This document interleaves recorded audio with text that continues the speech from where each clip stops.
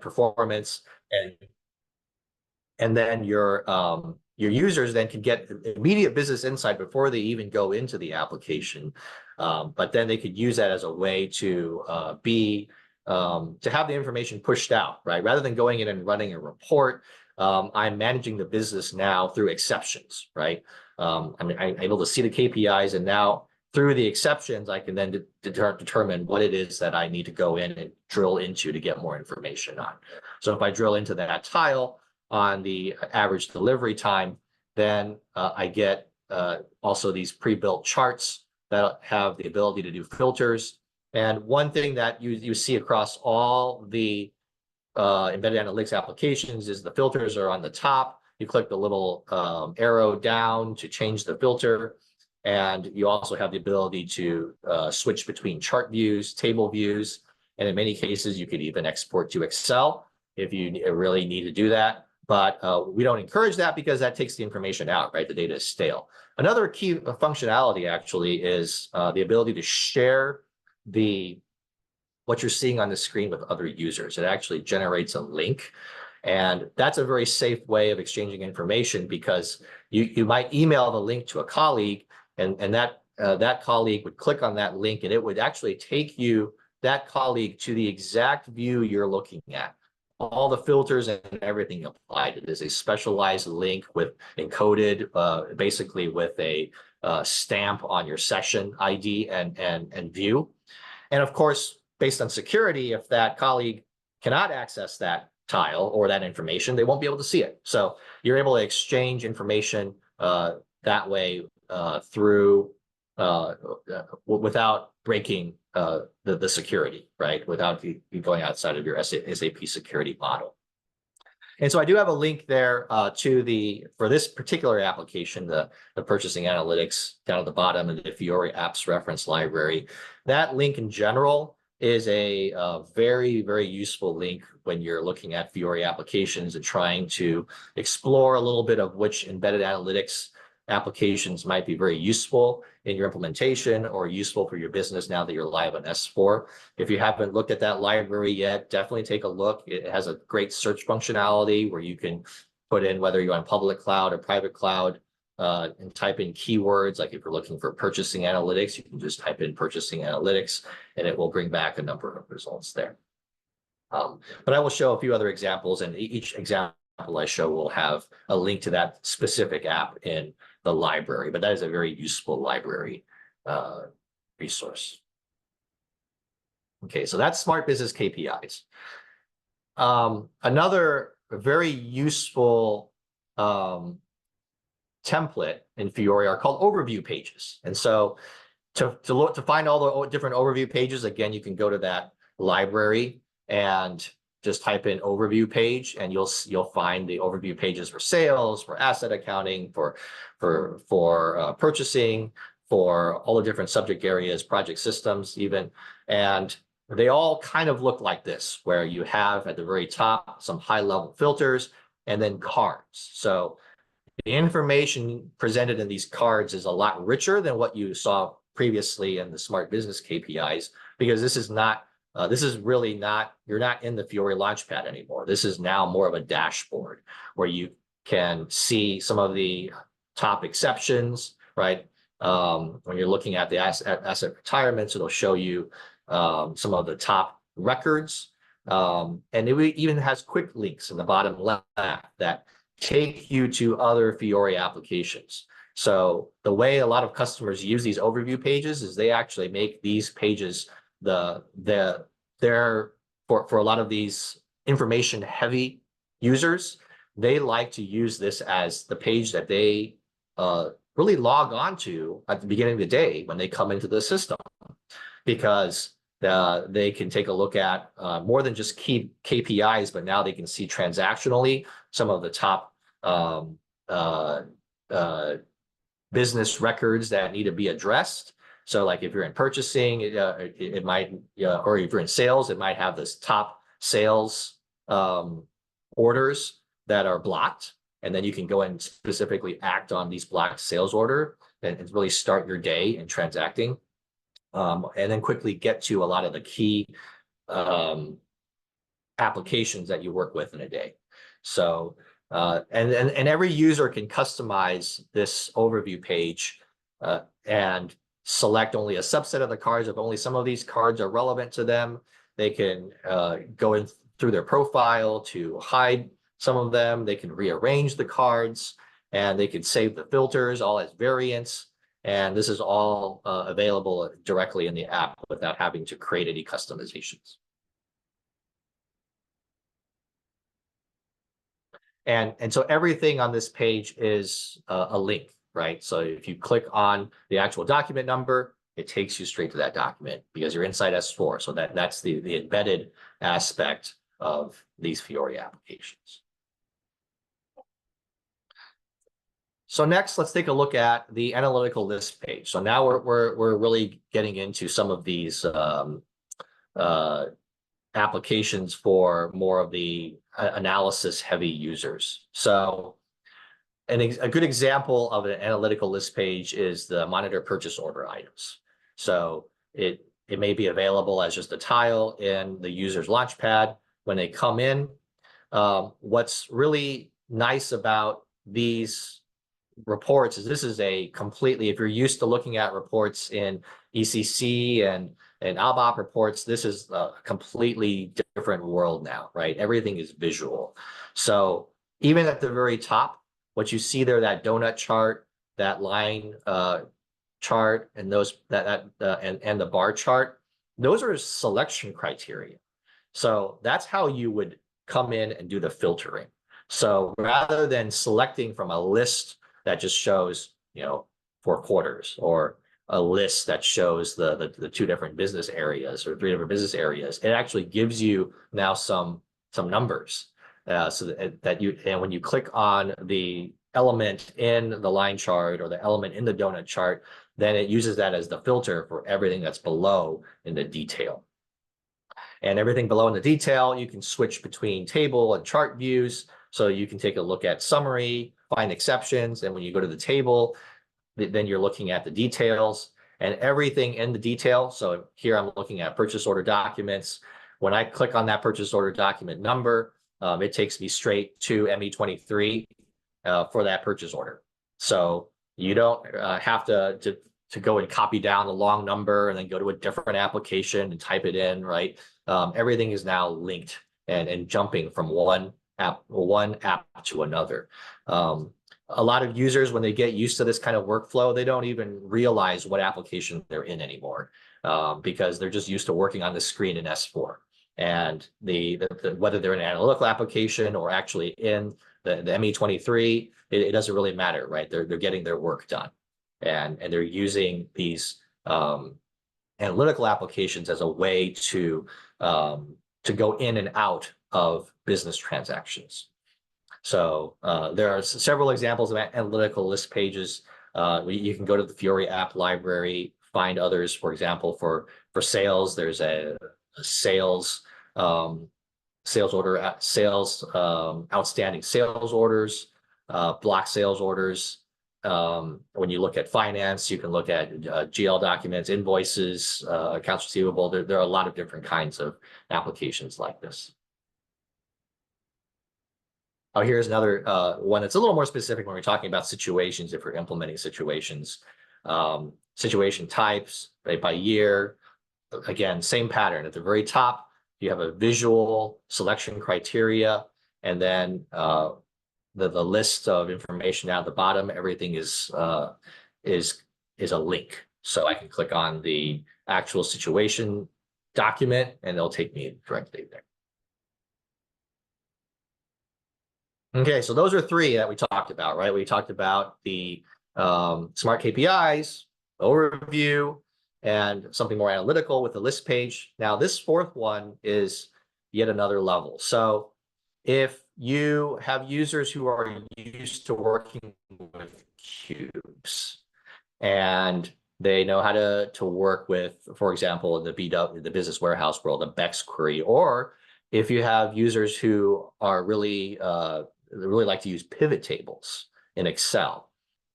Multi-dimensional reports are the closest to that kind of analysis. And the multidimensional report, you have to be careful because you don't want to just give this to the casual user, because there are really casual business users who really don't know how to use pivot tables and set them up. And oftentimes they can get very lost in this concept of having to put dimensions in a column and dimensions in a row, and then putting some measures in the middle so that you get this pivot view. But for those users who really like this, the multidimensional report is great, and it requires, it's not as guided, right? You have to come in and set up your view when you come in. But what happens is you do get all of the dimensions and measures that are available in that consumption CDS view available for you to explore.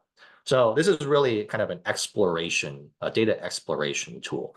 It's not as operational anymore. It's more analytical, right? But it's flexible. And so users have to have a little bit of training on this, right? You don't want to come in and be pointing to, for example, the supply demand overview, and then just dumping in the sales document and the purchase order document as your dimension, right? If you do that with no filters, your system may have millions and millions, and it may take a long time for your web browser, because all this is web-based, right? This is Fiori. It may take a long time for that to load, or it even might exceed some memory parameter in your browser. But it's great for high-level analysis. If you're coming in and doing by period, by material group, by business area, you can really build some powerful analyses, both chart view and table views, and it works a lot like a pivot table.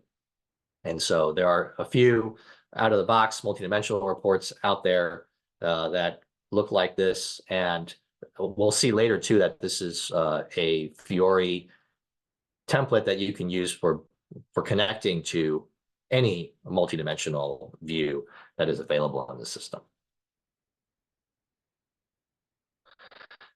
And before I completely leave all of the different templates, just wanted to also mention that there is enterprise search. And we don't think of enterprise search as an analytical tool because it doesn't produce any charts, but it's actually also still a great way of finding information.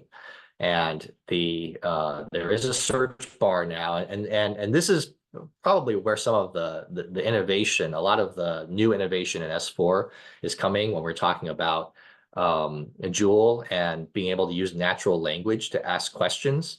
And you can use the search to ask data questions as well. And even before we had Joule and all the AI, you can use the search that way, like you would use Google, right?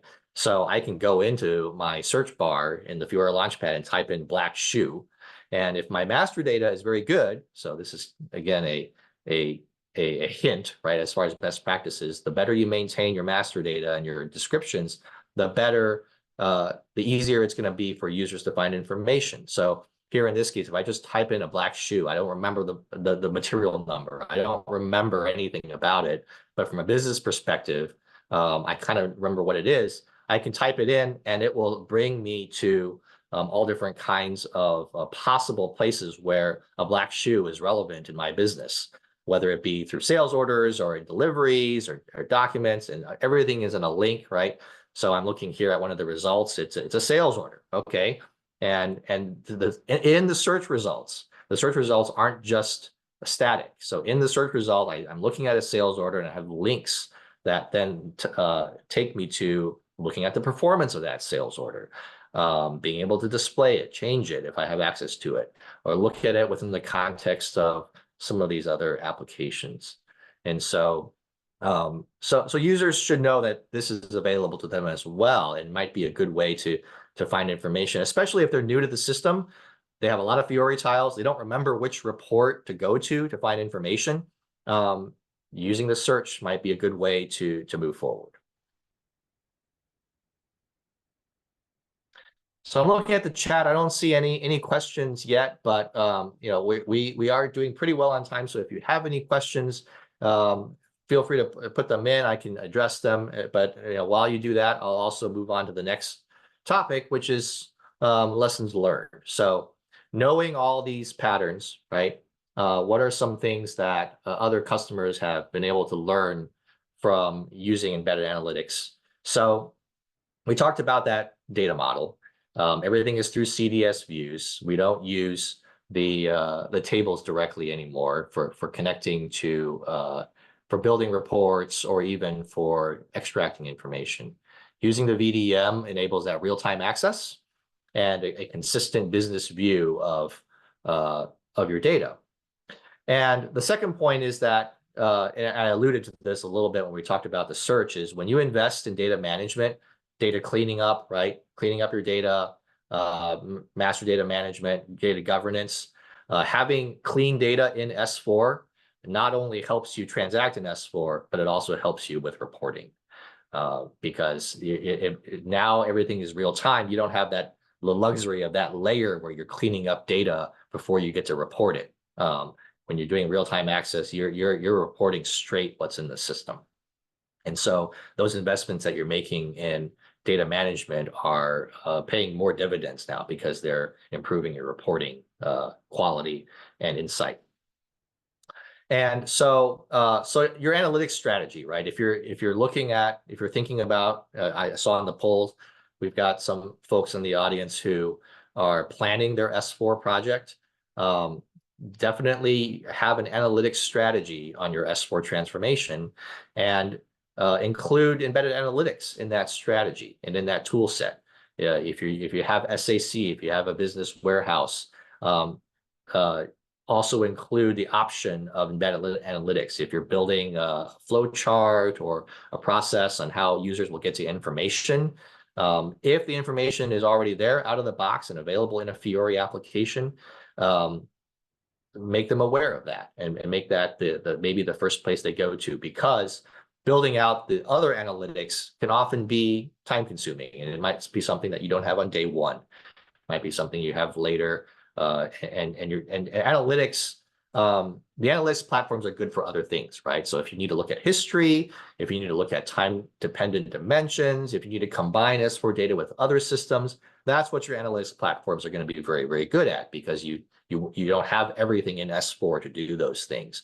But for those operational reports, use the embedded analytics available to you for that, and so you can focus your analytics investments on the truly analytical use cases.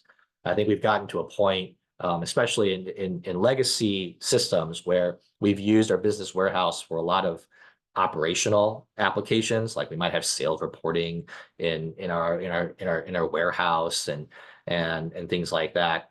We don't have to do that anymore, right? We can have real-time insight directly in S4. So,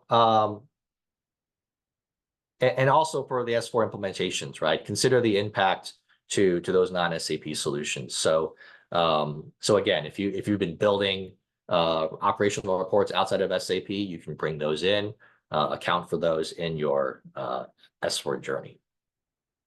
And so the last but very important thing is that this is a new way of working with data, right? You're now working with real-time queries, whereas the old way of working with data may be more of, okay, I'm going to go schedule a report, go get a coffee, and then come back and get it later. Or I don't have the tools, so I'm just going to do a data dump, right? Those patterns don't work so well anymore with S4, right? We do have the ability to do real time, and so there is when I say OCM, it's change management, right? And it's how we make that part of your change management strategy and plan with your users, that you're going to have a new way of working with data and working with these real-time applications instead of scheduled reports and data dumps. And this gives them some self-service. This takes some strain off of your IT organization. They don't have to go to your IT organization every time they need a report or they need information. They have that self-service capability. So I'm going to move on now. So those six that we looked at, Fiori templates, were for the end users. Now, what about your power users that are more analytical? I sometimes even call them data wranglers, right? They want to go in and create their own queries. There is a Fiori app called the Query Browser that maybe of interest for those kind of users. It's available in the SAP BR employee role. But as you go through and customize your roles, you can add them to others as well. But in this query browser, you could actually go through those CDS views and search through them, and then pull up the actual consumption query in that multidimensional analysis pivot table view, and really look under the hood a little bit, right, of your S4 solution, and what kind of data is being pulled back in each of these views, and really get the equivalent of seeing what data is in the tables. So, and then a user can go in and take that query and make it a favorite, and almost have a little bit of a small analytical library that they can make of queries that they often like to use and for analysis. And rather than go through text, I do have a screenshot. So this is what that query browser looks like. And I can do a search. All of the queries that you'll be able to connect to from the query browser start with a C underscore, and that is really just the naming convention of our S4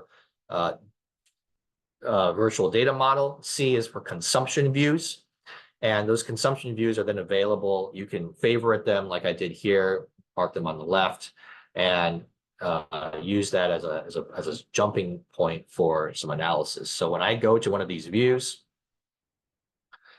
it takes me to a very familiar user interface. We just looked at it, right? The multidimensional analysis, where I can go in and answer some of the key. So that this particular query has some mandatory prompts for exchange rates, for currency. I have to answer those before the query will run. And then I run the query and set up my columns and rows. So in this case, columns, I put just a month, period, and I did a sales org for the rows, and I can really look at this almost from a pivot table perspective. And this is not a standard Fiori app. This is just something that I went and connected to a query and ran it. And this is available for all of the consumption queries through this query browser Fiori application. Now, even beyond that, there is a Fiori app called the View browser. So notice that when I was in the query browser before, there were about, in this particular sandbox system, 1,000 something views, which is kind of a lot of consumption views. And this actually gives you access to, before I even leave the screen, I'll even show you. So the sales volume query, these are the queries that power some of the Fiori apps we were looking at. But rather than running those Fiori apps, I'm running the query underneath. But even below the consumption views, there's an entire data model, right? You have composite views, you have extensions, you have internal views, you have the basic views right above the table. And so when you go to the View browser, you can see the entire set of that VDM. And in this particular sandbox, there's 72,000 views.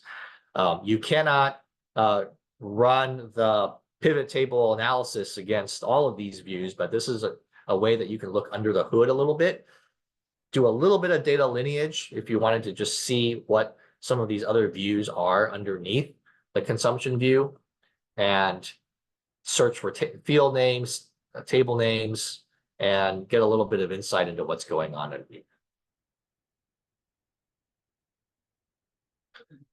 Because this is really how the architecture works, right? So the consumption view at the very top is what the analytics tools connect to. And then beneath that, there are interface views and private views that then build up into that consumption view. And so if you're making extensions to these views, like you're adding custom fields, you don't have to rebuild the view. You actually, when you go in and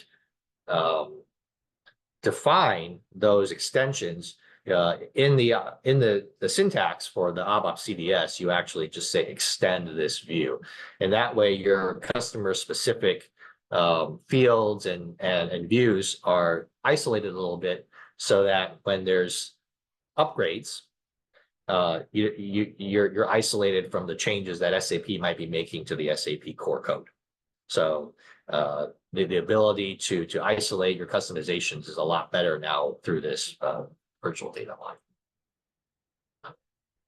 So in this diagram, everything that's in blue is what we provide out of the box in SAP, but everything in gray would be additional extensions, additional fields, additional views that you then add on to. And then you can expose those all the way up through those analytical tools. So you don't have to rebuild your Fiori app just because you've added a field. You can extend the view and then expose those additional columns through the OData service into those Fiori applications that we just looked at, and you have those additional fields. So you don't have to rebuild all those Fiori apps from scratch just because you're adding additional fields.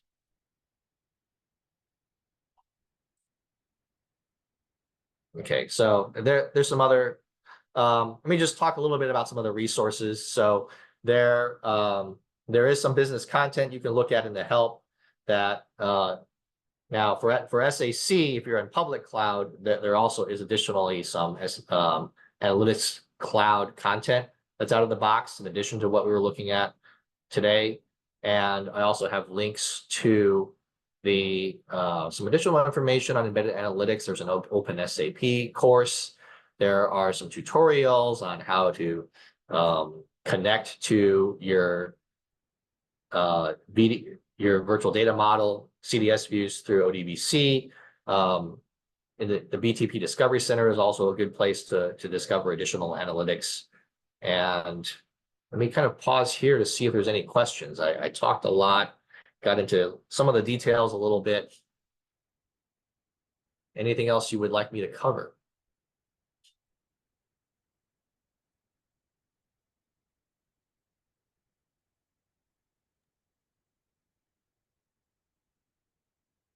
Yes, now's the chance. Either put it into the chat or in the Q&A.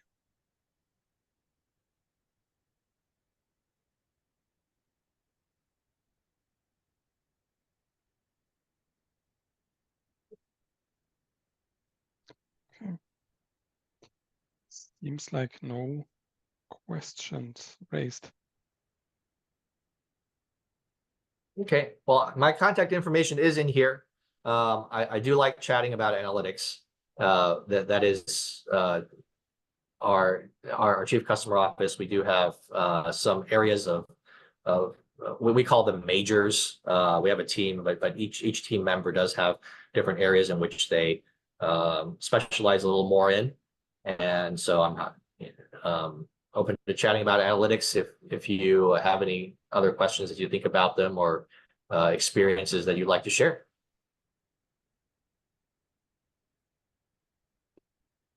Okay, thank you very much, Jay. Very, very insightful session. And yeah, if you have any question, please reach out to Jay as usual. The recording, the PDFs will be shared after the session within some days. And we have still 2 very insightful sessions before the summer break. So next week and then in 2 weeks. With that, I'm very much looking forward to welcoming you all also in our next week's session. Again, thanks a lot, Jay. Thanks a lot to the participants today. Wishing you all a wonderful day or a wonderful rest of the day or a wonderful evening, depending on from which location you are joining in. And thank you all for joining. Thanks for having me on.